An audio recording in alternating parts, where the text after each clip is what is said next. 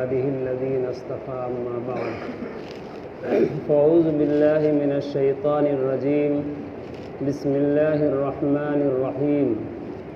يا أيها الذين آمنوا إنما الخمر والميسر والأنصاب والأزلام رجس من عمل الشيطان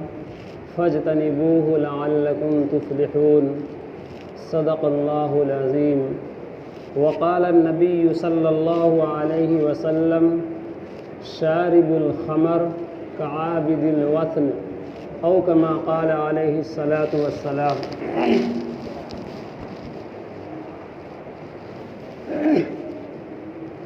سورہ مائدہ کے اندر اللہ رب العالمین نے شراب کے حرام ہونے کی قطعی دلیل اللہ رب العالمین نے نازل فرمایا۔ جو آیت میں نے تلاوت کی آپ کے سامنے اس کا تعلق شراب سے ہے۔ آپ صلی اللہ علیہ وسلم کی حدیث میں ہے الشارب الخمر کعابد الوثن، کہ شراب پینے والا آدمی بتوں کی پوجا کرنے والے کی طرح ہے۔ اور آیت کے اندر بیان کیا گیا کہ اے ایمان والو، بے شک شراب، جوا، یہ جو چیزیں ہیں، شیطانی تیر، یہ اللہ رب العالمین نے ان کو منع فرمایا ہے۔ اور اللہ تبارک و تعالیٰ اس آیت میں فرماتے ہیں کہ یہ چیزیں گندی کام ہے اور شیطان کا یہ کام ہے، اور شیطان یہ چاہتا ہے کہ لوگوں کے دلوں کے اندر نفرت پیدا کرے۔ ایوقع بین الناس عداوہ، کہ اللہ رب العالمین بیان فرماتے ہیں لوگوں کو چاہیے فہل انتم منتہون، کہ جو چیزیں بیان کی گئی ہیں اللہ رب العالمین نے جن کاموں کو حرام قرار دیا ہے ان کاموں سے باز آ جائے۔ کسی بھی معاشرہ کے لیے اللہ رب العالمین اور اس کے رسول صلی اللہ علیہ وسلم کی باتوں کو ماننا ضروری ہے کامیاب ہونے کے لیے، لیکن اللہ رب العالمین کی بات کو مانیں گے کب؟ جناب محمد الرسول اللہ صلی اللہ علیہ وسلم کی تعلیم کو، آپ علیہ السلام کی باتوں کو مانیں گے کب؟ ان کی اہمیت دل میں کب آئے گی؟ باتوں کو انسان اسی وقت مانتا ہے، اللہ اور اس کے رسول کی باتوں کو، جب اللہ تبارک و تعالیٰ کی عظمت، حضور اکرم صلی اللہ علیہ وسلم کی عظمت، خوف خدا دل میں موجود ہو۔ اگر اللہ رب العالمین کا ڈر دل میں موجود نہیں ہے تو اس انسان کے سامنے قرآن کی تمام آیتیں بھی بیکار ہو جائیں گی، کیونکہ اللہ رب العالمین سے نہ خوف ہے نہ قیامت کے دن دوبارہ زندہ ہونے پر اس کو یقین ہے، تو قرآن کی باتوں کو وہ کیوں مانے گا؟ اور جس انسان کے دل میں قیامت کے دن دوبارہ زندہ ہونا ہے اس بارے میں اگر یقین ہے، اور اللہ رب العالمین کو رب ہونے کی حیثیت سے اگر پہچانتا ہے، تو قرآن کریم کی ایک ہی آیت اس کے زندگی کے لیے کافی ہے، دونوں جہان میں کامیابی کے لیے۔ علامہ سیوطی رحمۃ اللہ علیہ نے ایک واقعہ لکھا ہے کتاب میں کہ ایک آدمی سفر کر رہا تھا جنگل میں۔ وہ آدمی سفر کرتے ہوئے بہت ہی زیادہ وہ تھک گیا اور نیند اس پر غالب آ گئی، اور وہ چاہتا تھا کہیں پر آرام کریں، لیکن وہ آدمی سوچتا تھا کہیں پر کوئی آدمی اگر سویا ہوا ہوگا تو ہم اس کے کنارے میں جا کر کے سو جائیں گے۔ اکیلے میں تنہا میں سونے سے وہ ڈر رہا تھا، چنانچہ وہ سفر کرتا رہا۔ جنگل میں جب وہ پہنچا تو دیکھا کہ جنگل میں راستے کے کنارے ایک شیر سو رہا ہے۔ وہ آدمی پر اتنا زیادہ نیند تھا کہ وہ آدمی کو محسوس ہی نہیں ہوا کہ یہ شیر ہے۔ وہ آدمی اس کے بغل میں سو گیا۔ سونے کے بعد وہ آدمی جیسے ہی لیٹا اس کی آنکھ لگ گئی، نیند آ گئی، اور وہ آدمی سو رہا ہے کھراٹے لے کر کے، اور اسی راستے سے کچھ دوسرے لوگ آ رہے تھے سفر کر کے۔ انہوں نے دیکھا کہ ایک شیر کے بغل میں ایک انسان سویا ہوا ہے، اگر یہ شیر جاگ گیا، اگر اٹھ گیا تو پھر اس کو یہ کھا جائے گا اور اس کے جان تو چلی جائے گی۔ ان لوگوں نے کسی حکمت سے اس انسان کو اٹھایا اور کہا تم کہاں سو رہے ہو؟ اس انسان نے کہا میں جنگل میں سو رہا ہوں۔ کہا کس کے بغل میں سو رہے ہو یہ دیکھو۔ وہ انسان دیکھا کہ بغل میں شیر ہے۔ وہ انسان جیسے ہی اپنے بغل میں دیکھا کہ شیر ہے، وہ انسان فوراً حدث کے مارے ڈر کے وہ مر گیا۔ امام سیوطی رحمۃ اللہ علیہ اس واقعہ کو نقل کرنے کے بعد فرماتے ہیں کہ اس واقعہ سے یہ سبق ملتا ہے کہ جب تک انسان شیر کو نہیں پہچانا تھا اس وقت تک وہ انسان شیر سے نہیں ڈرا اور وہ انسان نیند سے سو رہا تھا، لیکن جب وہ انسان کو بتایا گیا کہ یہ شیر ہے، اس کی دل میں شیر کی وحشت اور شیر کا خوف اور ڈر جب پیدا ہوا تو وہ انسان ڈر سے مر گیا۔ امام سیوطی رحمۃ اللہ علیہ فرماتے ہیں کہ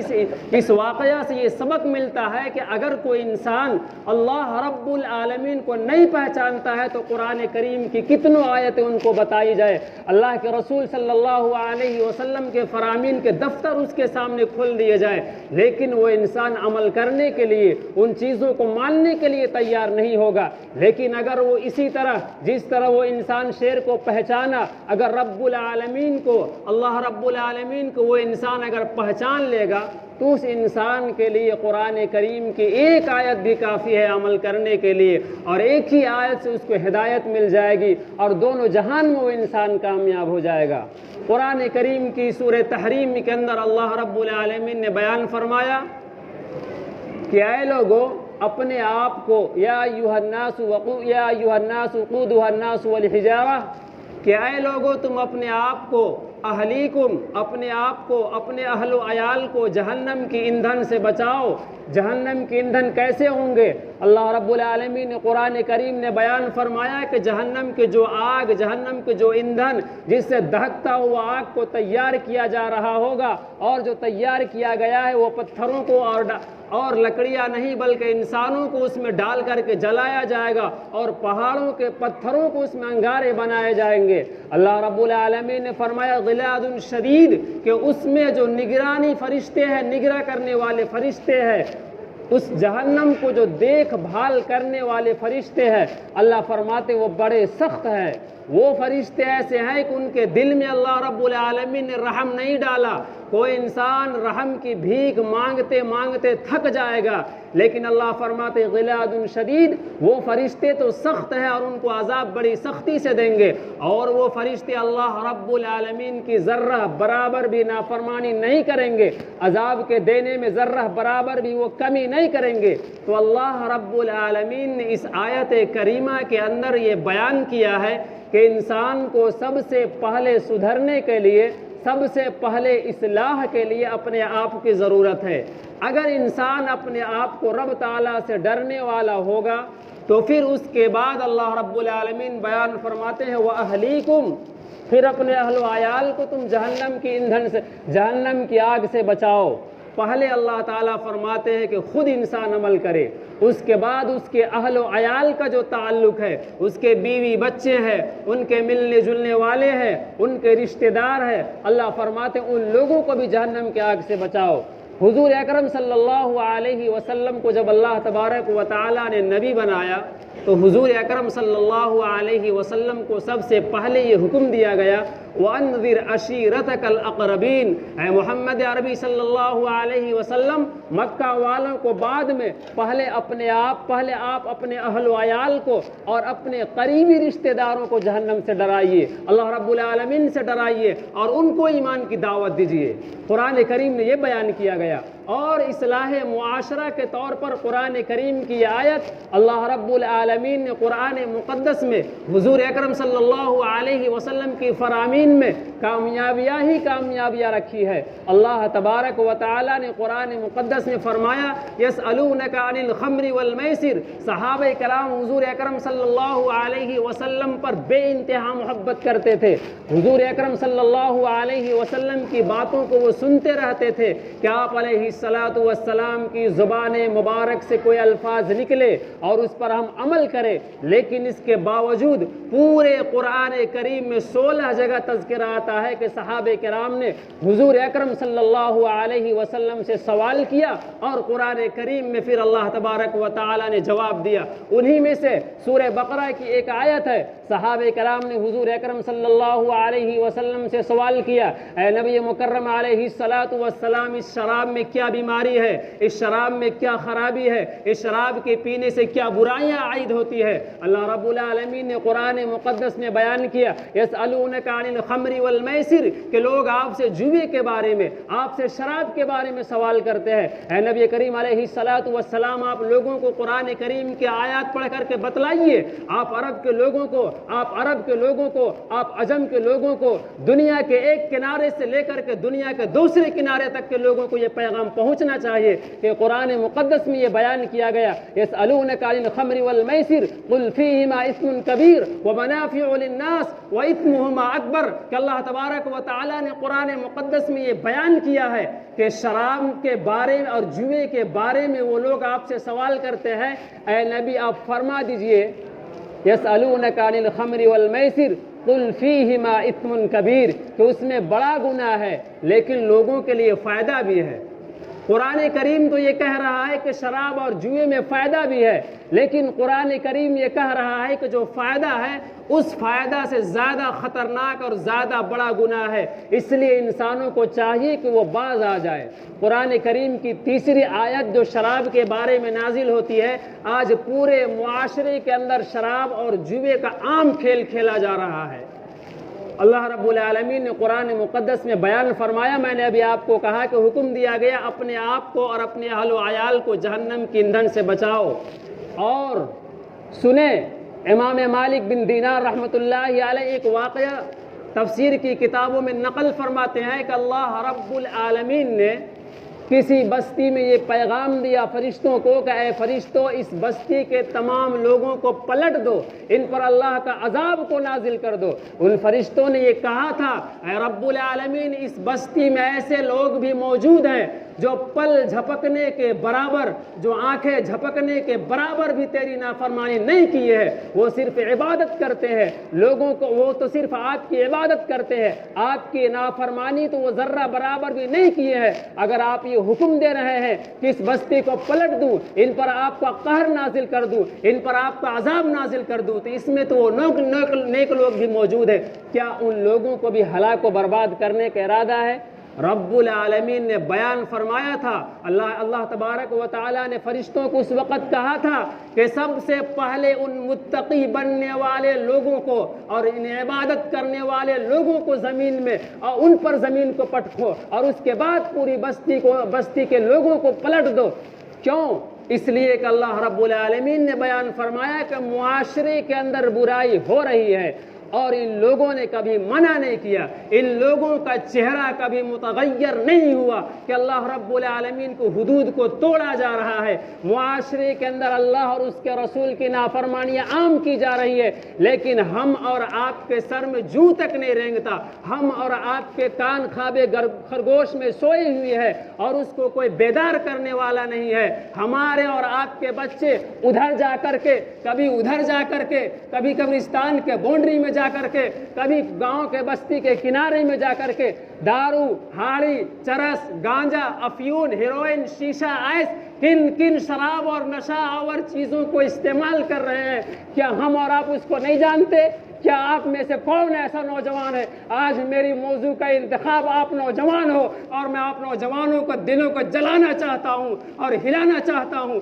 آپ کی دبی چنگاری کو میں شعلہ جوالا بنانا چاہتا ہوں۔ کیا اس طرف جا کر کے لوگ شراب نہیں پیتے، دارو نہیں پیتے، مہوا کا ہاڑی ہو یا جو بھی شراب ہو؟ اللہ کے رسول علیہ السلام کا فرمان ہے، کل مسکر حرام، کہ ہر نشہ آور چیز حرام ہے، چاہے وہ انگور کا شراب ہو، چاہے وہ مسکی ہو، چاہے وہ جو بھی قسم کا شراب ہو، ہر شراب کے بارے میں اللہ کے رسول نے فرمایا چاہے وہ کھاتا ہو، چاہے وہ پینے کی وجہ سے نشہ پیدا کرتا ہو، چاہے وہ کھانے کی وجہ سے نشہ پیدا کرتا ہو، لیکن ہے تو وہ حرام ہے۔ اللہ کے رسول صلی اللہ علیہ وسلم کی روایت بیان کیا ہے، حضرت عبداللہ ابن عمر رضی اللہ تعالی عنہ، جامع ابن ماجہ کے اندر وہ روایت موجود ہے۔ اللہ کے رسول صلی اللہ علیہ وسلم نے فرمایا شارب الخمر کعابد الوثن، کہ اللہ کے رسول علیہ السلام فرماتے ہیں کہ شراب کا پینے والا انسان اور بتوں کی پوجا کرنے والا انسان دونوں برابر ہے۔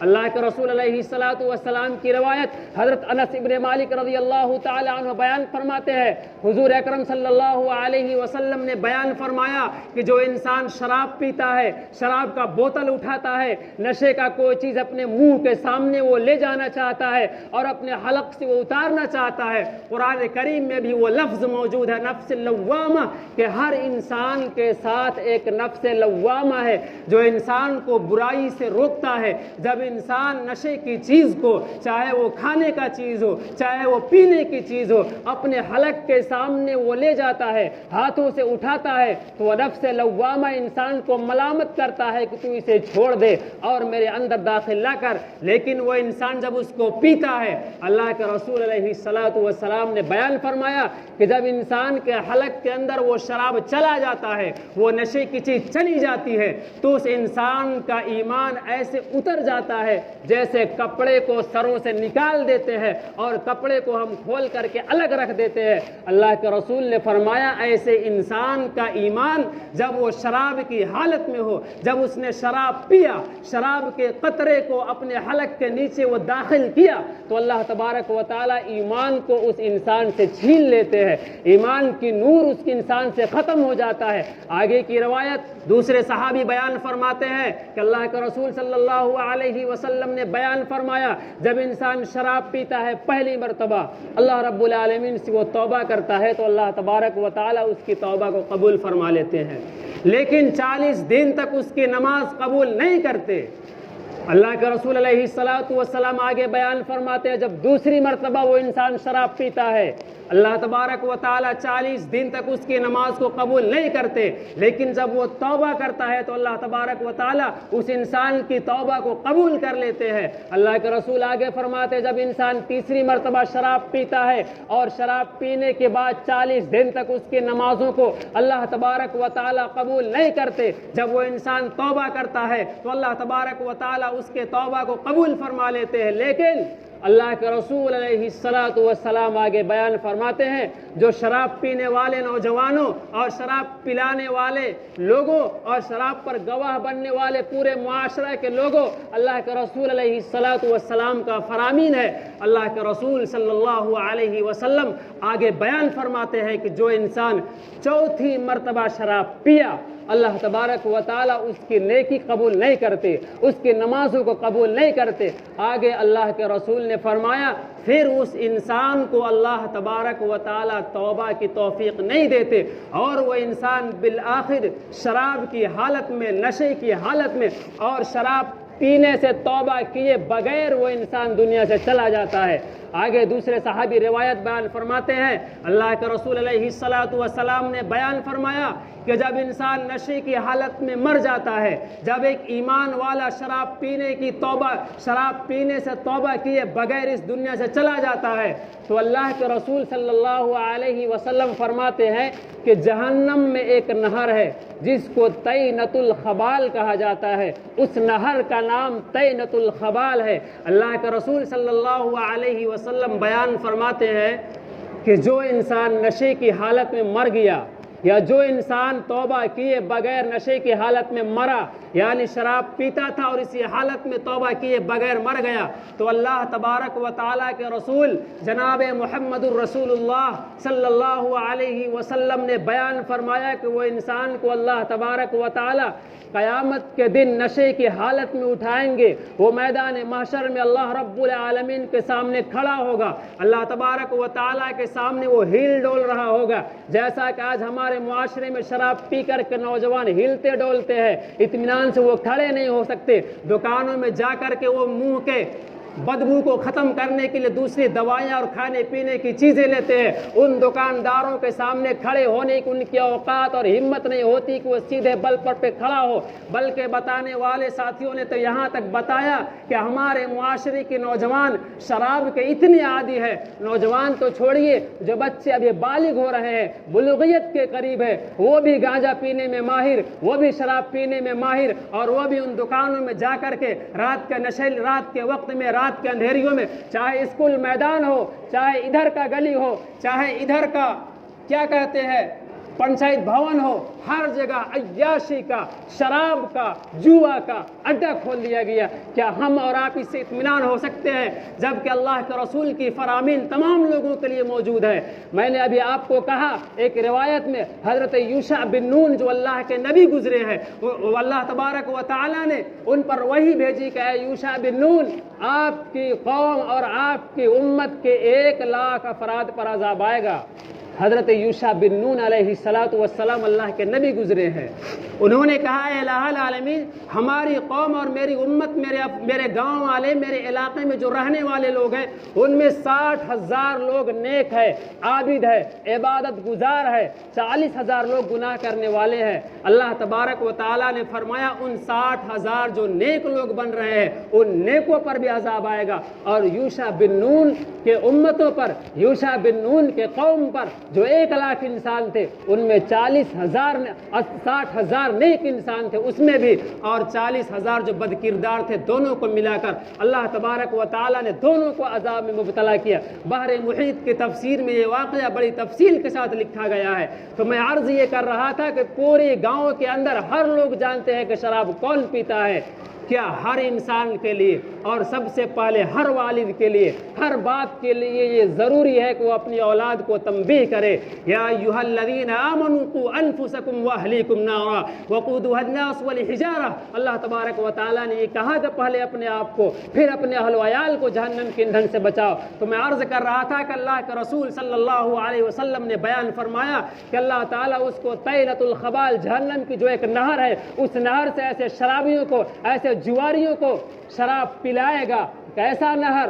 جہنم تو خود ایک عذاب کی جگہ ہے، جہنم تو خود ایسا جگہ ہے جس سے جہنم کے لوگ پریشان ہوں گے، لیکن جہنم میں جو یہ نہر ہے طینۃ الخبال، روایت اور حدیث کی کتابوں میں یہ نقل کیا گیا ہے کہ جہنم بھی اس نہر سے پناہ مانگتا ہے، اور اس نہر سے صرف بد کردار اڈوں میں رہنے والی عورتوں کی شرمگاہوں کا خون اور پیپ بہے گا۔ اس پیپ اور خون کو ایسے شرابی اور ایسے انسان کو پلایا جائے گا جہنم سے۔ اللہ کے رسول نے فرمایا اس نہر کی بدبو اتنی خطرناک ہے کہ اگر ایک بوند بھی اہل دنیا پر گرا دیا جائے تو اللہ کے رسول نے فرمایا دنیا والے تباہ و برباد ہو جائیں گے اس تعفن کی وجہ سے۔ لیکن اس جہنمیوں کو جہنم میں جب پیاس کی شدت محسوس ہوگی، جب اسے محسوس ہوگا کہ ہمیں پیاس ہے، پانی کی ضرورت ہے، تو اللہ تبارک و تعالیٰ سے وہ پانی کی فریاد کریں گے، تو اللہ رب العالمین کے فرشتے اسی طینۃ الخبال سے پیپ اور خون جو عیاش عورتوں کی شرمگاہوں سے بہتی ہوں گی، ان شرمگاہوں کا خون اس انسان کو پلایا جائے گا۔ اللہ کے رسول صلی اللہ علیہ وسلم نے فرمایا جس معاشرے کے اندر برائی عام ہو گئی ہو اور اس معاشرے میں برائی کو روکنے والا کوئی نہ ہو اور سارے لوگ صرف اپنی فکر کر رہے ہو، حضرت انس بن مالک رضی اللہ تعالیٰ عنہ بیان فرماتے ہیں کہ قیامت کے آنے سے پہلے ایسا زمانہ آئے گا کہ معاشرے میں شراب کو پانی کی طرح پیا جائے گا، شراب کے نام کو بدل کر کے پیا جائے گا، جوا کو کوئی آدمی حرام نہیں سمجھے گا، بچہ سے لے کے بوڑھا سے لے کے جوان تک ہر کوئی اس میں مبتلا ہوگا۔ انس بن مالک فرماتے ہیں دوسری قوموں میں جس طرح اللہ تبارک و تعالیٰ نے عذاب بھیجا کہ زمین کو پھاڑ دیا اور زمین میں ساری قوم کو دبا دیا گیا، کبھی اللہ نے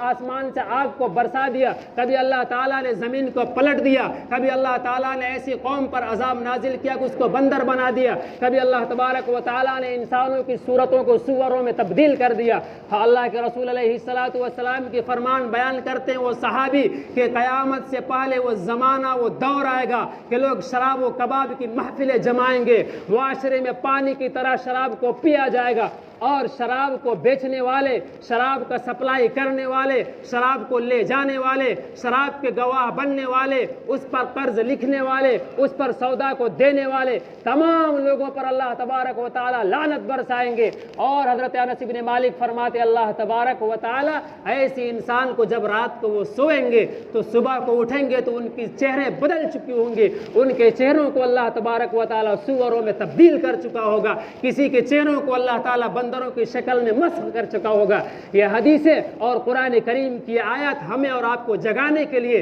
बेदार करने के लिए काफ़ी है कि हमें और आपको उठ खड़ा होना होगा और मुआशरे को जुए से, शराब से और हर किस्म की बुराई से पाक करना होगा, वरना अल्लाह रब्बुल आलमीन में हम और आप भी जो शराब को नहीं पीने वाले हैं वो भी अल्लाह रब्बुल आलमीन के सामने जवाबदेही होंगे और उन लोगों से भी अल्लाह तबारक व तआला सवाल व जवाब करेगा। इसलिए हमें और आपको और नौजवानों आपको उठ खड़ा होना होगा, ऐसे नौजवानों को बाइकाट करना होगा, ऐसे नौजवानों को शरई सजाएं भी अगर ज़रूरत हो तो देनी पड़ेगी। 80 कोड़ा जो शरीयत मुतहरा ने, मुहम्मदुर रसूलुल्लाह की शरीयत ने जो मुतय्यन किया है, ऐसे इंसान को समझाया जाए, अगर न समझाया जाए तो अगर से इस्लामी कानून नहीं है हिंदुस्तान के अंदर, लेकिन मुआशरे के अंदर इस्लामी कानून को नाफिज करना होगा और ऐसे इंसानों को फिर कोड़ों से स्वागत करना ही होगा, वरना ये मुआशरा और आने वाली नस्लें तबाह व बर्बाद हो जाएगी। अल्लाह के रसूल अलैहिस्सलातु वस्सलाम हज्जतुल विदा के मौका पर मैदान अरफात में एक बड़ी जामे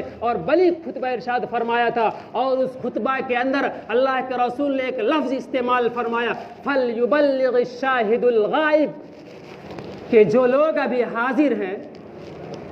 हमारी इन बातों को उन लोगों तक पहुँचाए जो हाजिर नहीं है। यानी अल्लाह के रसूल ने फरमाया कुरान और मेरी फरमान को उम्मत के उन लोगों तक पहुँचाना है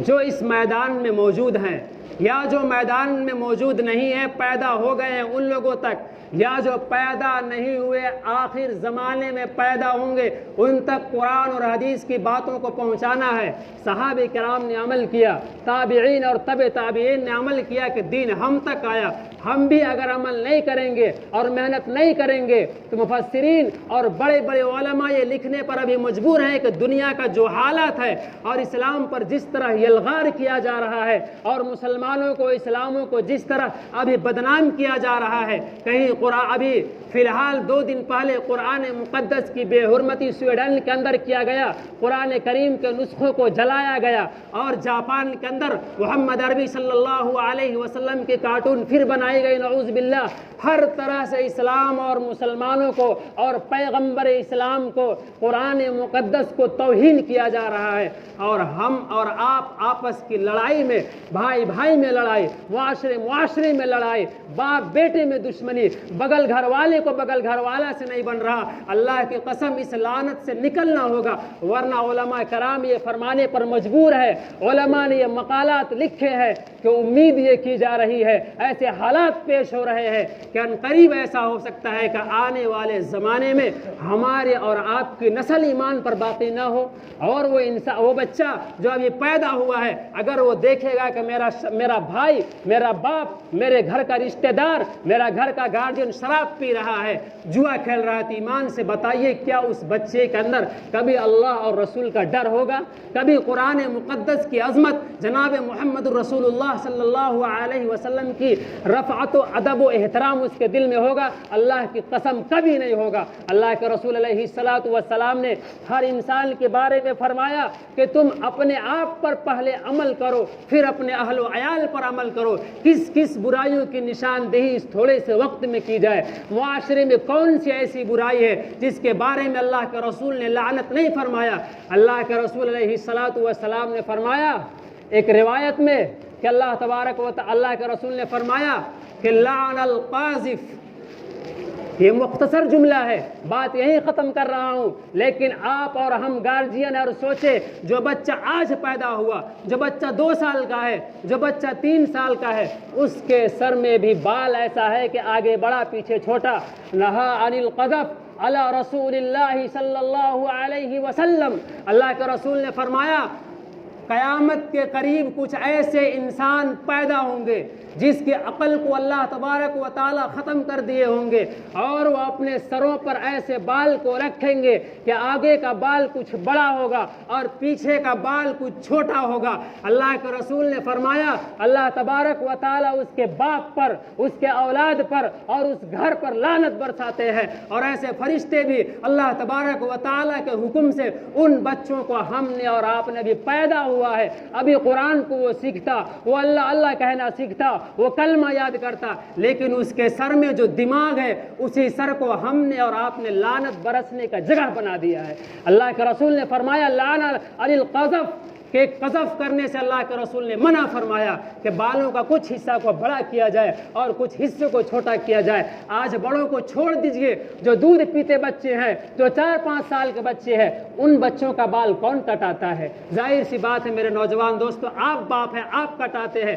क्या हमें और आपको शर्म नहीं आती? अल्लाह के रसूल ने मना फरमाया और ऐसे बाल आप कटा रहे हो जो लानत बरस रही हो।